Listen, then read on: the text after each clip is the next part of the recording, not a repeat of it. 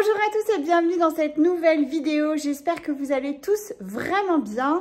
Aujourd'hui, je vais vous donner des nouvelles de Scarlett, des petits bébés cavaliers qui grandissent. On va parler un petit peu de Tasha également, un peu de couture, enfin bref, l'état du jour. On va faire ça comme ça, l'état des lieux du jour. Allez, je vous emmène avec moi.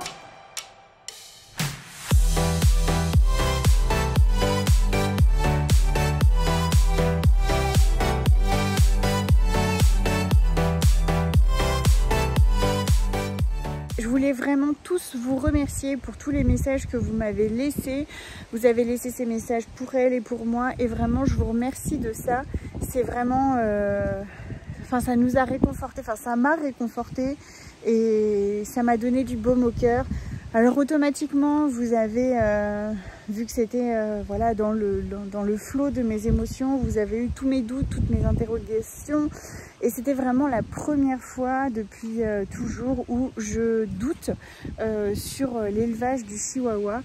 C'est pas une race simple à élever, les mises bas sont compliquées, les grossesses sont difficiles.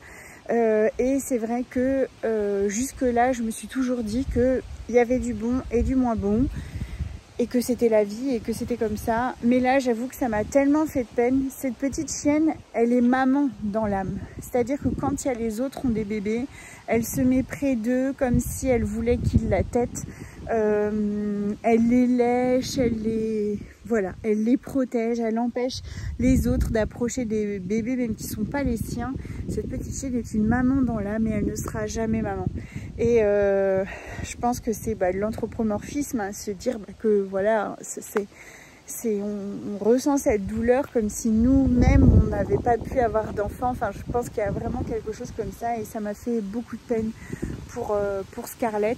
Et de la voir avoir porté ses bébés, d'avoir eu du mal à marcher, d'avoir du mal à se coucher, de ne pas trouver sa place parce qu'elle était, elle avait un gros bidon et puis que finalement elle est rien derrière. Et voilà, ça m'a fait beaucoup de peine. Donc, bref, il y a deux sujets que j'aimerais aborder avec vous.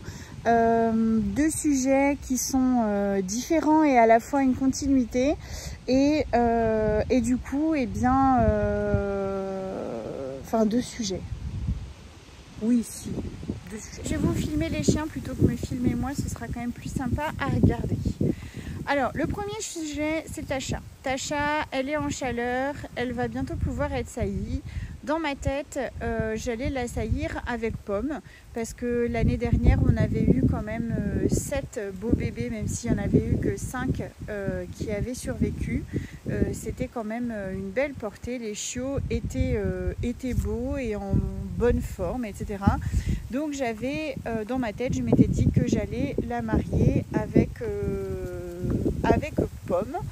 Et le résultat de cette union serait totalement... Ah, voilà Scarlett.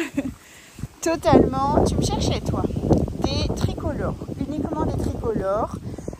Parce que, Tasha ne doit pas porter le gène marron. Donc même si Pomme la porte, ça ne sort pas de tricolore.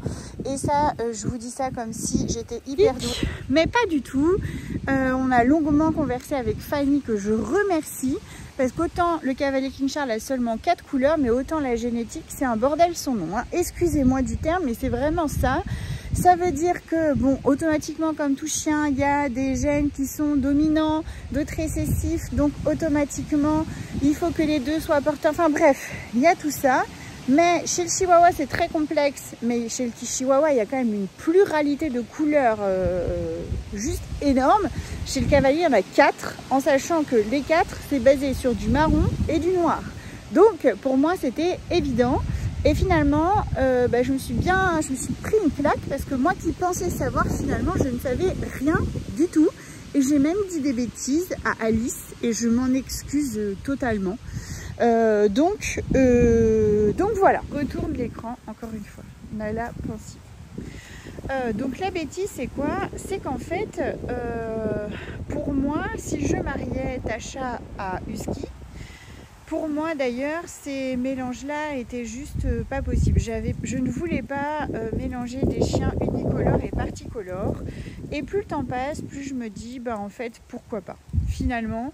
Parce que même en mariant des chiens unicolores, comme je l'ai fait avec Arancia et je l'ai fait avec Sydney, on arrive à avoir des chiots qui ont du blanc. Donc finalement, pourquoi pas.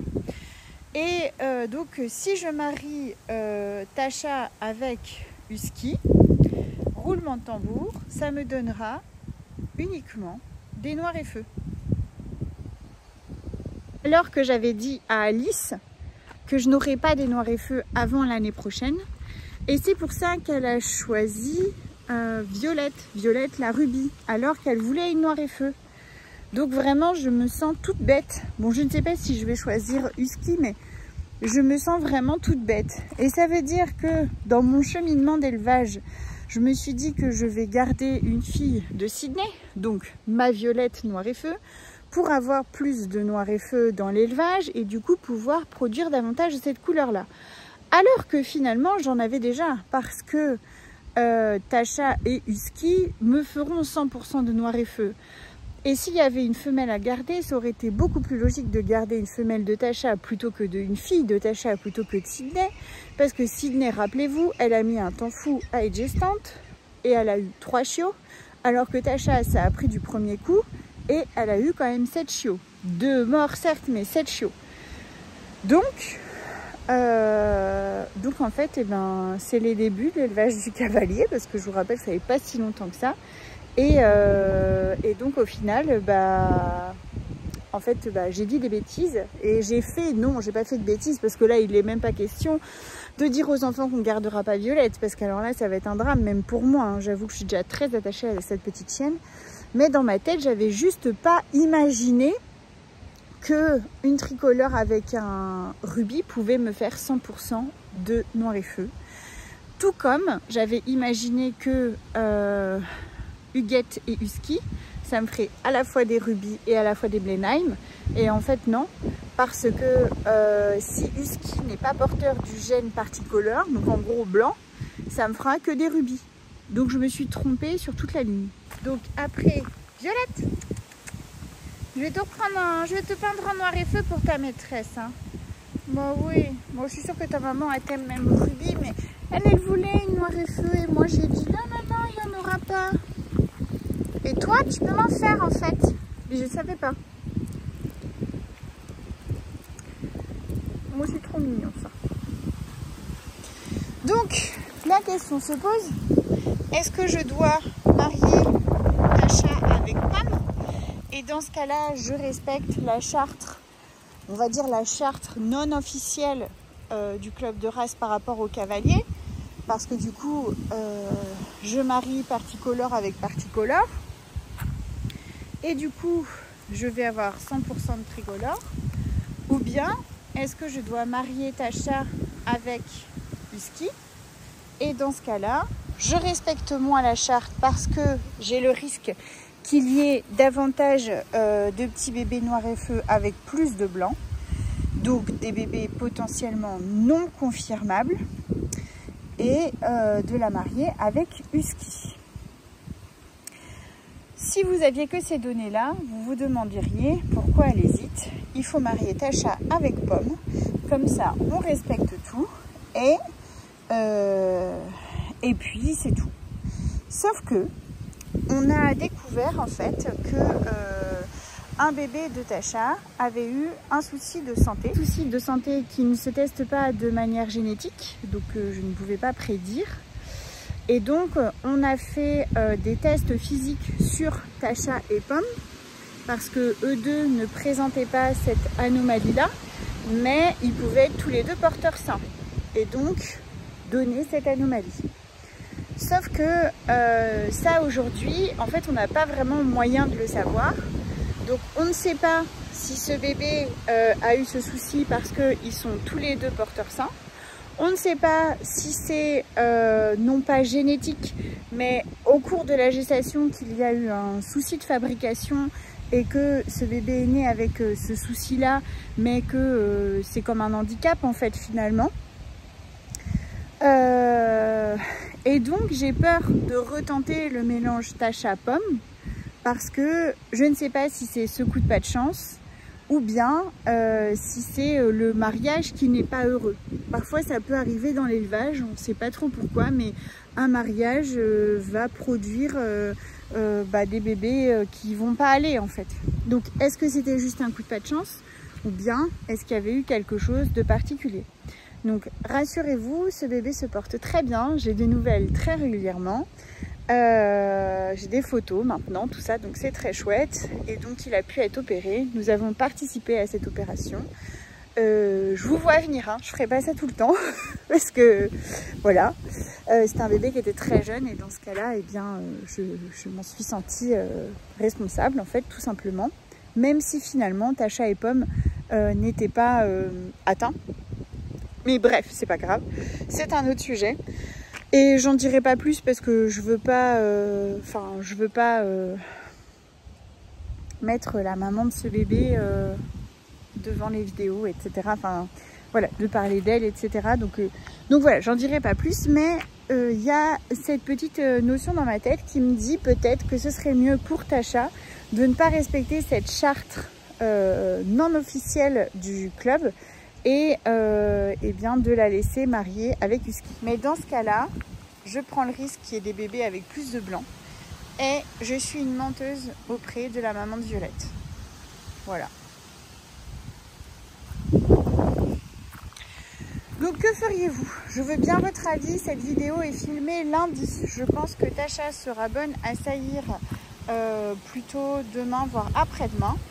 Donc il est temps encore de me donner votre avis et de savoir ce que vous feriez.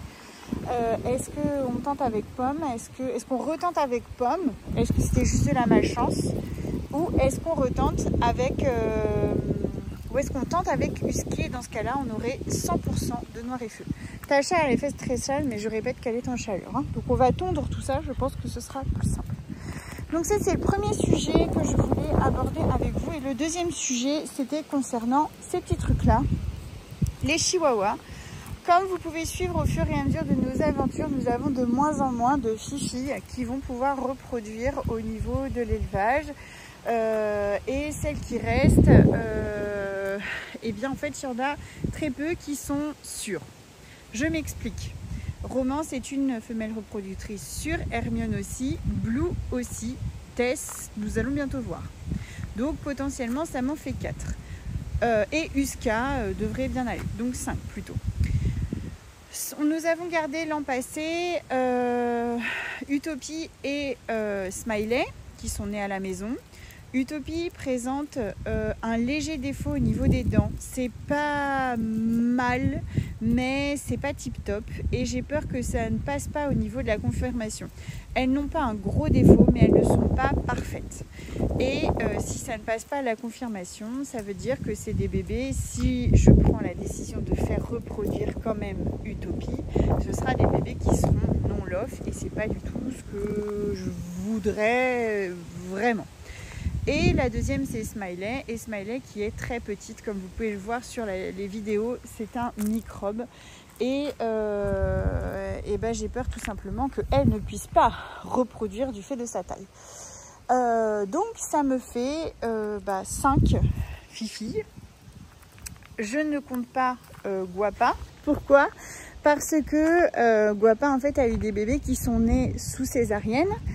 Et vous savez que je ne souhaite pas faire un tas de césariennes à mes chiennes. Et donc généralement on va jusqu'à 3 césariennes. Donc ça veut dire que la durée de vie de reproductrice de Guapa est limitée par rapport à une autre chienne. Elle en fait quand même partie. L'autre que je ne compte pas... Oh tiens Huguette, ça fait longtemps que tu n'avais pas vu toi. C'est Roca, parce que Roca a du mal à être gestante. Et quand elle a été gestante, elle a fait 2 bébés qui sont nés par césarienne. Donc, je m'étais dit, pourquoi pas replacer Roca. Sauf que, vu que j'ai de moins en moins de reproductrices, je change un petit peu d'avis et me dire, j'essaye encore une fois avec Roca, puis si ça ne fonctionne pas, là, il sera toujours temps de lui retrouver une famille derrière. Mais donc, Moi qui m'étais dit une dizaine de mamans chichi, ce serait parfait, eh bien je m'en retrouve potentiellement qu'avec 5. Sauf que je ne vais pas aller racheter 5 femelles chihuahua adultes ou jeunes, ou je ne vais pas garder 5 femelles chihuahua chiots, 5 ou 4, parce que je veux dire, j'anticipe Guapa et Roca. Et peut-être que Utopie ça va bien se passer, peut-être que Smiley elle va grossir tout à coup, sait-on jamais. Mais ça me fait quand même 3 chihuahuas au bout du compte et je vais pas aller acheter 3 femelles chihuahuas.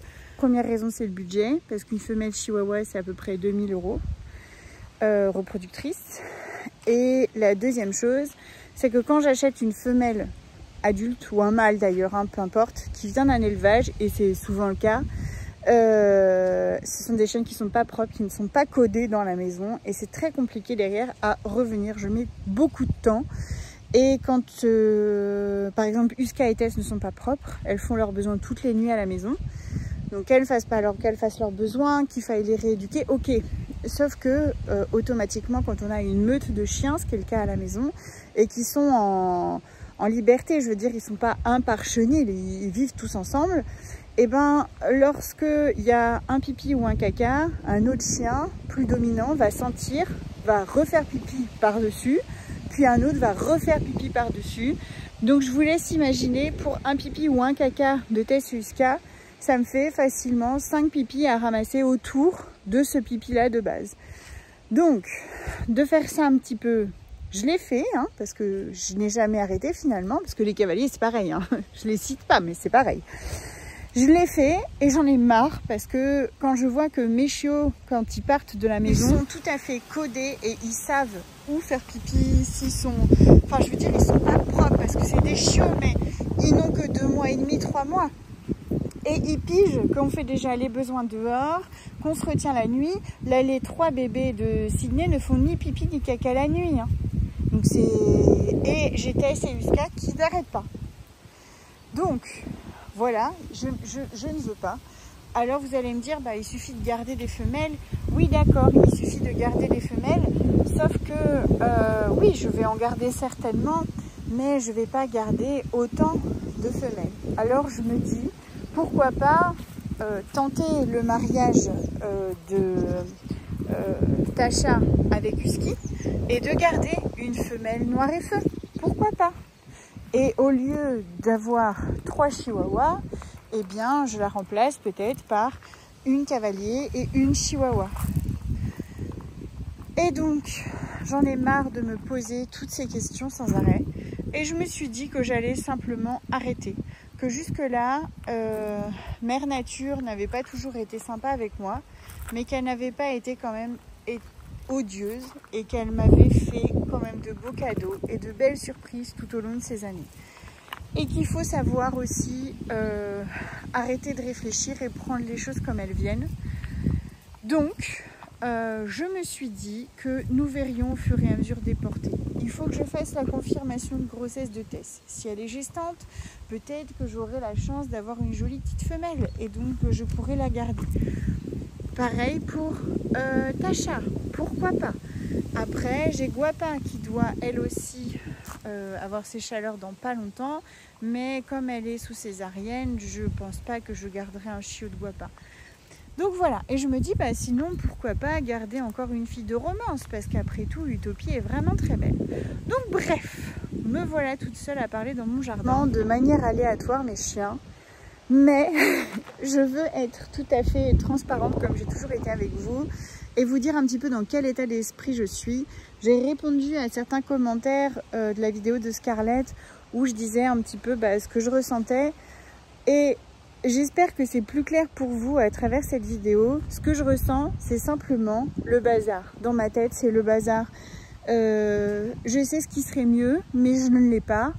Donc comment faire pour que ça le soit? Est-ce qu'il faut juste accepter que c'est un coup de moins bien et que l'année prochaine ce sera une meilleure année ou que je tomberai tout à coup sur une annonce d'une personne qui cherche à placer une chihuahua comme je l'ai fait pour Tess et Uska, ou bien de garder mes fifis au fur et à mesure et puis que les choses seront faites. je pense que je vais simplement me laisser porter et être alerte à ce qui peut se passer.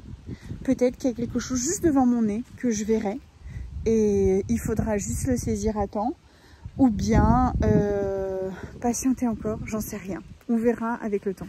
Alors autant pour Tasha, je veux bien votre avis de savoir ce que vous feriez. Est-ce que en gros la marier avec Pomme, d'avoir des tricolores et d'avoir un petit peu cette épée de Damoclès en se disant il n'y a rien de prouvé, hein. Sinon j'en parlerai même pas, j'hésiterai même pas. Il n'y a rien de prouvé du tout. C'est juste peut-être que il se peut que, etc. Mais d'avoir un bébé malade, c'est pas du tout le but de l'élevage, vous l'avez compris. Et c'est pas du tout ce que je veux que vous ayez, en fait, tout simplement. Donc voilà, pourquoi pas. Ou bien de la marier avec Husky. Et d'avoir des noirs et feux qui respectent peut-être pas parfaitement le standard de confirmation, mais qui seront bien dans leurs pattes. Ça les choses d'achat avec Pomme aussi, mais bien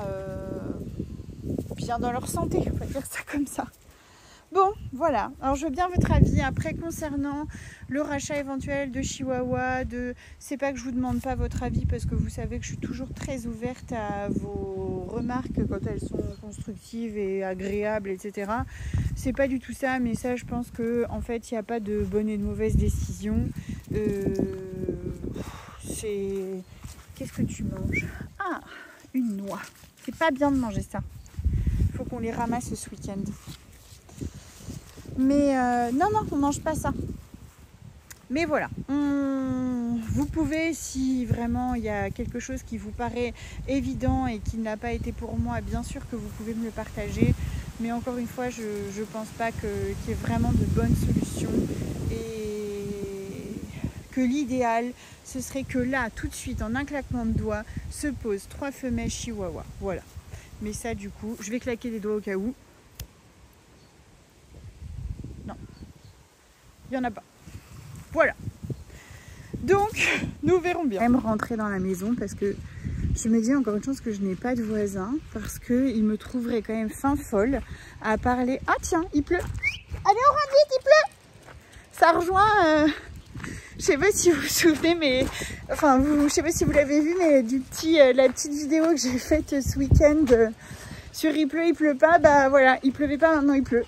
Allez, on rentre. Vite, vite, vite. Je les passe par la grange comme ça, ils salissent pas leur bon carrelage avec leurs petites pattes. Non mais j'exagère pas, hein. Je les ai rentrés, regardez ce soleil. Bon, je vais sortir mon autre marmaille. Cette fois, c'est les chichis qui sont en vadrouille. Les films non pas par envie, hein, mais parce que la vidéo va être beaucoup trop longue. Hein. Faut s'arrêter à un moment donné. Je voulais vous montrer cette couverture aussi que j'ai réalisée. Vous vous souvenez, il y a un moment, j'ai vu un fil, il est là. Il y a un moment, j'avais commencé à découper des petits triangles, etc. Et puis, je vous ai pas montré le résultat final. Donc, le voici, j'ai terminé. Donc, voilà, une couverture donc pour un cadeau de naissance pour le petit Dorian. Alors, ça, c'est découpé à la main, puis cousu à la main. Et en fait, c'est pas spécialement droit. Surtout là, le R qui est pas terrible. Et le côté du haut. Alors moi qui suis plus... j'ai fait regarder une petite différence. Là, je trouvais ça trop mignon. Et moi, ça me plaît moyen parce que je trouve que ça fait un peu bancal. Et Aurel me dit, écoute, c'est le charme du fabricage, de la fabrication maison. Je me suis amusée aussi sur les angles. Là, j'ai fait un petit dinosaure. Un petit crocodile. Là, je crois que j'ai fait ses initiales. Et je sais pas où, j'ai fait des petits cœurs. Attendez. Voilà. Donc voilà. Je veux bien votre avis. Est-ce qu'elle vous plaît? Elle était repassée, mais au final, comme je l'ai pliée, ça fait un moins joli rendu. Allez, des dernières petites images des bébés. Il y a petit loulou. Alors, ce loulou-là a trouvé sa famille. Ça y est. Donc, c'est un petit Vegas. Oui, ça y est, tu reconnais déjà ton prénom? Mais j'arrête pas de te bassiner avec. Hein. Vegas par-ci, Vegas par-là. Vegas? Il est où? Non, Elle est complètement folle. Moi là je voulais dormir, voilà. Parce que j'ai joué dehors et maintenant je dors. Et puis c'est tout. Et les deux autres là, les deux violettes, Dupont et Dupont, elles se promènent. Voilà, donc je suis super contente pour lui. Il va être dorloté par sa petite maman qui va avoir Dieu que pour lui. Alors j'avoue que j'ai été... Enfin, j'étais pas hésitante. Non, c'est pas vrai parce que j'ai senti tout l'amour qu'elle avait pour lui dans sa voix. Mais en fait, la plupart du temps, j'essaie de trouver des familles qui sont vraiment disponibles avec les bébés. Donc, soit retraitées, soit en télétravail, etc. Et puis, bah, cette personne-là ne l'est pas. Mais après, elle a la chance de pouvoir revenir le midi. Et puis, il va avoir une petite mamie, sa mamie, qui va s'occuper de lui. Et surtout, ce qui a fini de me convaincre, c'est qu'elle a un projet d'avoir un petit frère ou une petite sœur pour ce petit bonhomme-là l'année prochaine. Et donc, je serai que rassurée parce que, bah voilà, pour moi, les bébés qui passent toute leur vie tout seuls chez eux pendant que nous, humains, on n'est pas là, c'est pas une vie. Par contre, s'ils sont plusieurs, ça change tout. Pour moi, ça change tout. Donc voilà, je suis super contente. Ce petit loulou-là a sa famille et un nom. Vegas et un nom. T'es de très près, Violette. Hein. Violette, tu es très zoomée. Tu es très belle zoomée. Tu es belle dézoomée et tu es belle zoomée. Tu es très belle tout court. Oh oui. Oh oui. Il y a un gros doigt du coup, t'as vu? Il y a un très très gros doigt.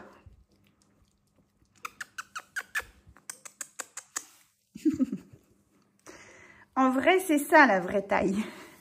C'est ça la vraie taille de ce bébé Violette là. Oui, c'est belle. T'es belle. Oh, voilà l'autre. Voilà la vilaine. Voilà la vilaine. Oh oui. Ah, ça y est. Oh, faut vraiment que j'arrête de filmer. Hein. Cette vidéo va être trop longue. Longue à monter, trop longue à charger sur YouTube, trop longue à regarder. J'arrête. Je vous embrasse. ça coupe comme ça, direct. Hein. Je vous embrasse bien fort. Merci d'être là, merci de nous accompagner dans tous les moments, les joyeux, les tristes, les colères, les chagrins, les doutes, les inquiétudes. Enfin, merci d'être là dans tous les moments. Je vous embrasse tous bien fort. Prenez soin de vous, prenez soin de vos proches et de vos poilus. Allez, des bisous.